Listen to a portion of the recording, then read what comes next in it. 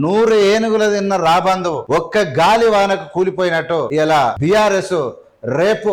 All witness తోటి అందరూ కేసీఆర్ జైలుకే, కేటీఆర్ జైలుకే, హరీష్ రావు జైలుకే, కవిత జైలుకే. అంటే భారతదేశంలోనే ఏకైక కుటుంబం అన్ని పదవులను అనుభవించినటువంటి దోపిడి అందరూ ఫామ్ హౌజులు కలిగి ఉండి అందరు పదవులలో ఉన్నటువంటి ఏకైక కుటుంబం కేసీఆర్ కుటుంబం. ఈ దేశంలోనే ఇంకో చరిత్ర కూడా తిరగరాయబోతున్న చరిత్ర ఏంది అంటే భారతదేశంలోనే ఒకే కుటుంబం ఉన్న కుటుంబ సభ్యులు మొత్తం పదవులు తీసుకున్న కుటుంబ సభ్యులు మొత్తం జైళ్లలో ఉన్నటువంటి చరిత్ర కూడా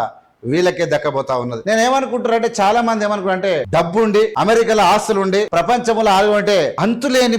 ప్రజల ప్రేమ, అంతులేని ప్రజాదరణ, అంతులేని ప్రజల సంతోషాన్ని ఈ నీచపు పనుల ద్వారా పొందలేము, ఈ పాపపు పైసల కట్టల ద్వారా పొందలేమన్నటువంటి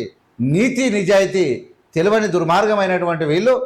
ఇలా ఫోన్ ట్యాపింగ్ అనేటువంటి ఒక ఉచ్చల్ల షాపుల పట్టే కార్యక్రమం పెడితే అవి పట్టిన ఒకటే పట్టకున్న ఒకటే పట్టి పంగనామాలు పెట్టి చివరికి ఎన్ని ఫోన్ ట్యాపింగ్లు చేసినా ఎన్ని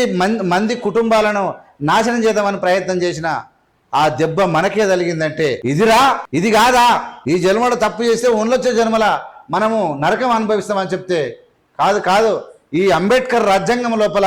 ఈ జన్మలో తప్పు చేస్తే ఇదే జన్మలో అనుభవించాలి, ఈ జన్మలో దోచుకుంటే సిబిఐ ఈడీల ద్వారా ఇదే జన్మలో కక్కించాలి అని చెప్పి బాబాసాహెబ్ అంబేద్కర్లో రాసి ఉంది. తప్పు చేసినటువంటి వాడు శిక్ష అనుభవించక తప్పదని చెప్పి భారత రాజ్యాంగం వెరీ క్లియర్గా మనకు పెట్టింది.